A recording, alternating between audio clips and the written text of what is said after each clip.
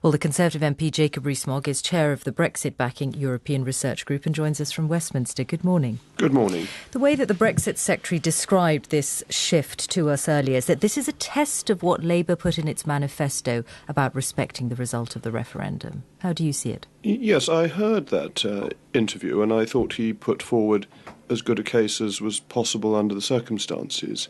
I think the difficulty is that the process is now being taken control of entirely by people who backed Remain, and that 52% voted to leave, and that there's a big disconnect between politicians and voters, that the overwhelming majority of MPs never wanted to leave the European Union and still don't, but a majority of voters wanted to.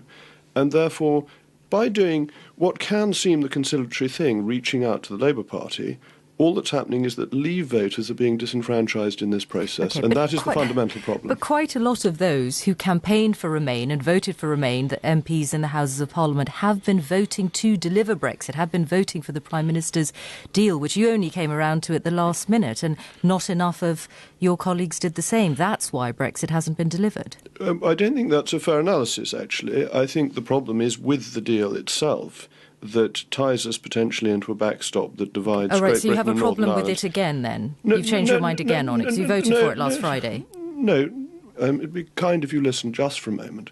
That it's not a question of having voted for it because I suddenly thought it was a good deal, but because I thought it was the least bad outcome. So no, I haven't changed my mind. I've always thought it was a bad deal, had fundamental flaws with it, and didn't deliver the type of Brexit that Theresa May had promised.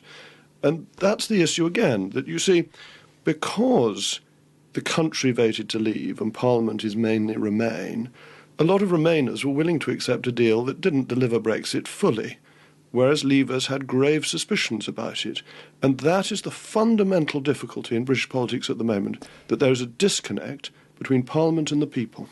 You said a moment ago about the process now being controlled by people who voted to Remain. Are you including Oliver Letwin in that? His bill is going to be, the bill that he's putting forward is going to be voted on. It would potentially delay, ask for an extension and rule out a no-deal Brexit. Marcus Fish, one of your Conservative colleagues, is saying this morning that he is not fit to be an MP. Well, I wouldn't go that far. Oliver Letwin's a highly intelligent and capable man.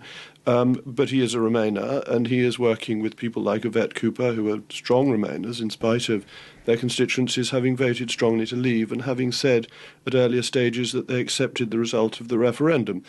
So, yes, it is being taken control of by Remainers, and yes, two-thirds of Parliament roughly is anti-leave, and that's what you're seeing at the heart of the problem in British politics as we speak, that it is Remainers who nominally accepted the result, now doing everything they can to stop the result of the referendum, but they don't yet have the courage to stand up honestly and say that's what they mean. They're not saying we want to stop Brexit. They're saying they're trying to temper it. Okay. And they're not saying they have no confidence in the government because they're frightened of a general election. Well, do you have confidence in the government? Because it may come to it that we have another vote of confidence in Parliament. Well, that's a very good question. Yes, I do, because I have more confidence in Theresa May than in Jeremy Corbyn. That's not necessarily a very high bar.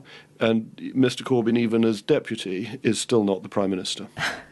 Do you, what is the alternative that you would put forward right now